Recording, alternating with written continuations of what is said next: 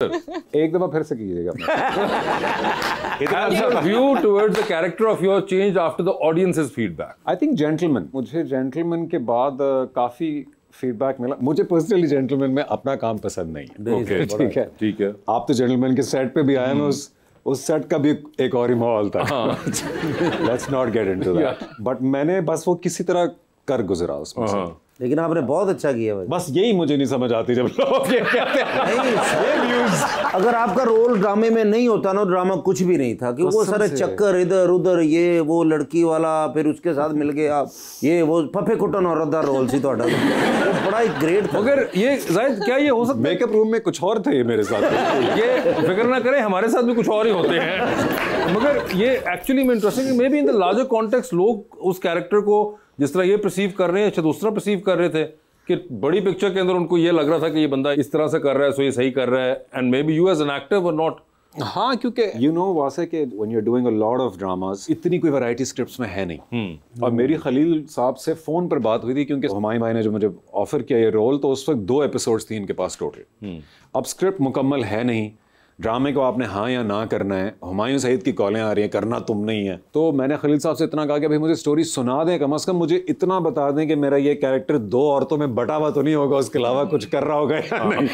तो नहीं बड़ा कुछ करेगा ये, इसने आगे डीसी बनना है और ये वो बातें वो कुछ सच थी। बट मुझे पर्सनली इस तरह से ट्रायंगल में फंसा हुआ मर्द, कंफ्यूज मर्द या चीटिंग मर्द, वो खुद पसंद नहीं है कुछ ज़ाती तौर पे एज अ कैरेक्टर परफॉर्म करने के लिए। अच्छा, क्योंकि फिर वो टिपिकल हो जाता ना, आपने कितनी दफ़ा उस कहानी को आप हाँ वो यहाँ भी डॉज कर रहे हैं, यहाँ भी चीट कर रहा है। कई बार आपको लगता है कि एज अ मेल एक्टर इतनी ज़्यादा ऑप्शंस नहीं मिलती टू यू एक्सप्लोर करने के लिए अपने आप को? यही आपने जैसा कहा कि एक मर्द है वो 2 ख़वातीन के दरमियान फंसा हुआ है। हाँ, कई बार नहीं, मतलब हर बार यही मतलब चैलेंज है। I am very surprised and blessed कि मुझे इश्क ज़े नसीब या अलविदा या दलदल जो यूके इमिग्रेशन पे था, फिर मर्द औरत का बनना, फिर एक और ट्रैजिक कहानी, इस तरह बड़ी ब्लेसिंग्स है मुझे ये मेल सेंटर्ड कैरेक्टर्स मिल गए और कहानियाँ मिल गई। बिकॉज यूजुअली तो ख़वातीन के ऊपर है इंडस्ट्री। लेकिन आपको जो सबसे अपना अच्छा काम जो लगा, आप कहते हैं ना इस पे नहीं लगा जेंटलमैन में, वो कौन सा है? वो इश्क ज़े नसीब होगा, जिसमें I played a man and a woman. तो आपको इश्क ज़े नसीब का भी हुआ? हाँ, चल रहा है पिछले 14-15 साल से। अच्छा जी, चल रहा है बीवी के साथ। अच्छा अच्छा, उधर ही है। ये तो फिर अच्छी बात है ना। ऑन द साइड पे करो ना।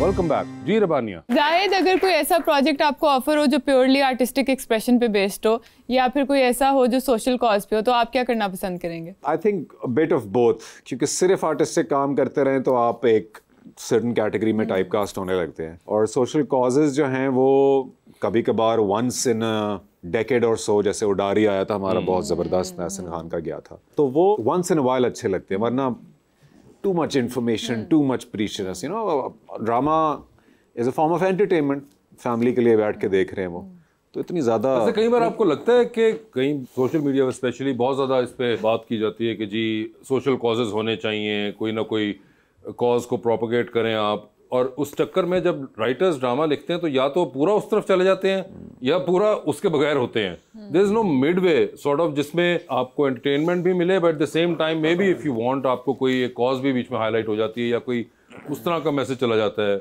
जो कि इतना ऑन योर फेस नहीं होता। That's the risk you will always run when you're, you know, writing on certain causes, unless आपको, जैसे हमारे पड़ोसी हैं, उनको 1.5-2 घंटे में मैसेज देने का आर्ट बहुत सालों से अब एक्सपीरियंस है उनके पास, करके आ गया। जैसे हमारे पास एक्सपीरियंस है टीवी का, लेकिन बिकॉज हमारा लॉन्गर नैरेटिव है, तो उसमें जो आप बात कर रहे हैं कि फिर अगर मैसेजिंग करनी है तो वो राइटर्स को वो एक्सपीरियंस नहीं है। ये नहीं कि टैलेंट नहीं है, स्किल नहीं है, लेकिन आदत नहीं है उस तरह से लिखने की कि यार ये प्रीची भी ना हो और यू नो कुछ। और साहब भाई, आप माशाल्लाह आपकी उम्र बहुत कम है, लग भी रही है, फिट भी बहुत ज़्यादा है। आपने कहा कि 14 साल पहले मेरी शादी हुई। हाँ जी। तो इतनी जल्दी शादी की? अगे तुहानू किसी ने कहा है कि बाजे वाले नहीं आएंगे, ये टेंट वाले पैसे बढ़ा देंगे, चावल महंगे हो जाएंगे, कोई इस तरह का कोई मसला? क्यों इतनी जल्दी शादी की वजह क्या ठहरी? अर्ली मैरिज वजह क्या हुई? अरे भाई, तो तब कर ली तो क्या मसला हो गया? अब करता तो क्या होता? अब ज्यादा अच्छा होता ना, पैसे थे।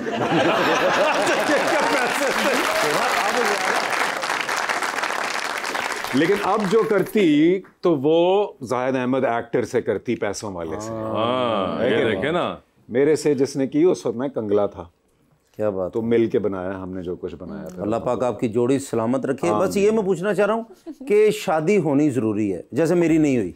अच्छा, नहीं हुई नहीं ना, तभी तो लव मैरिज होनी चाहिए या अरेंज मैरिज होनी चाहिए, ये मुझे बताएं थोड़ा। देखें, लव ज़्यादा अरसा रहता नहीं, आपकी अंडरस्टैंडिंग रिक्वायर्ड होती है, कॉम्प्रोमाइज़ रिक्वायर्ड होता है बहुत सारा। ठीक है। और जब आप अपनी ज़िंदगी को बांटने का फैसला कर लेते हैं, देखना ये मेरा घर है, ये मेरी रूटीन है, ये मेरा कमरा है, ये मेरे पैसे हैं, ये मेरी गाड़ी है। अब आप किसी के साथ मुआहदा कर रहे हैं कि भाई आ तू भी रह इस सब में, है कि नहीं?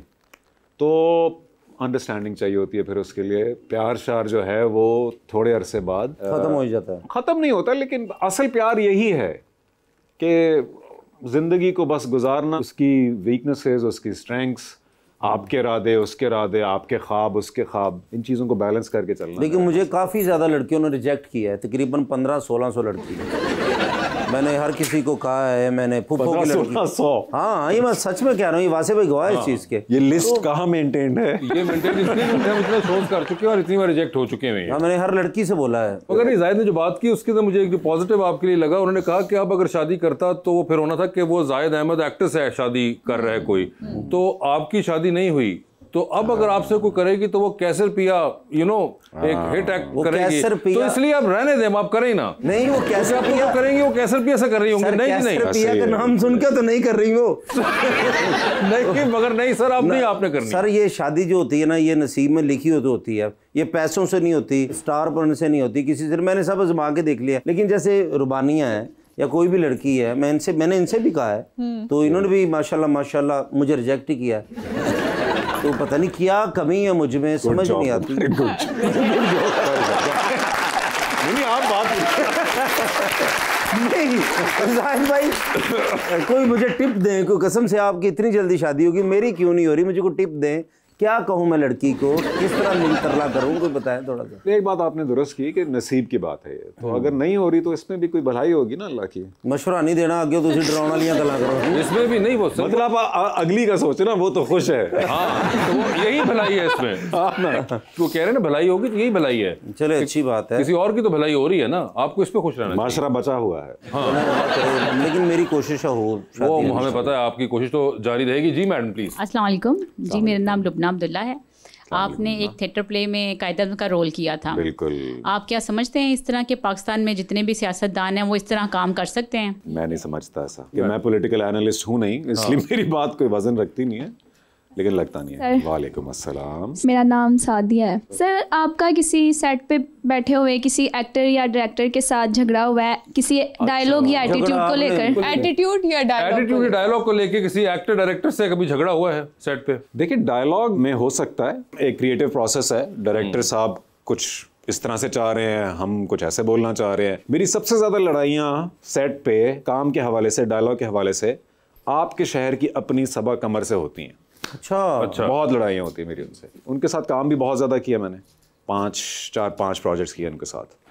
तो वो चूंकि एक ज़बरदस्त एक्ट्रेस है माशाल्लाह, और बहुत पैशनेट है अपने काम के बारे में, उनके साथ कभी कभार जो है सीन्स में कुछ हो जाता है, ऊंच नीच। कई दफ़ा लड़ चुके हैं हम। अच्छा, कई दफ़ा लड़, मगर इट्स अ फ्रेंडली जोन। हाँ, कि वो क्रिएटिवली या वो वाला नहीं जिस तरह का आप चाह रही थी जानना, वो वाला नहीं ऐसी कोई उसी की समझ उन्होंने तो कुर्सी चौके मेरे सिर च मारन, फिर खुश हो गए। ये लड़ाई चाहते हैं आप? हाँ, मगर आइडिया बुरा नहीं है। मेरे भाई हैं, आप आराम से बैठे हैं। आप मेरे भाई हैं।